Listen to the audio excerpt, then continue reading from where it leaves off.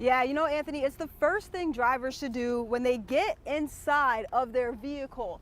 And this is a message we have heard time and time again: click it or ticket. But unfortunately, officials tell me they have noticed more and more drivers and passengers foregoing the seatbelt. And this trend is concerning. It's causing them to highlight the importance of safety restraints.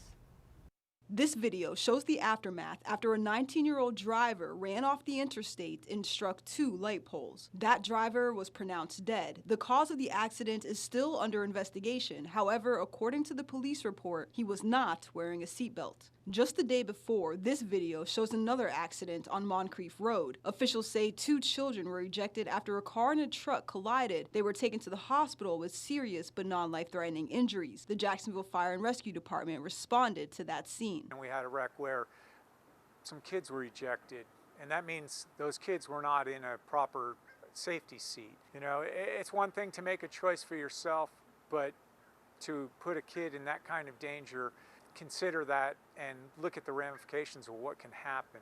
Data from the Florida Highway Patrol shows there were more than 1,400 crashes in Duval County between January 1st and January 26th. 9 of those were fatal. For comparison, there were more than 1,800 crashes in the month of January last year. 15 were deadly. While the numbers of total crashes are decreasing, officials say they have noticed an increase in victims not wearing a seatbelt. It truly does seem like there's been an uptick in ejections as of lately. Anytime you have an ejection, you can rest assured that that person was not wearing a seatbelt.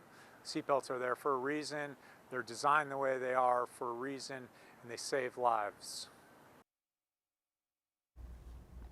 And if you're a parent at home and you don't have a safety seat for your child, or you just want to make sure your safety seat is in top condition, you can call the fire department and set up an appointment to get an inspection. Reporting, Atia Collins, First Coast News, on your side. Atia, thank you.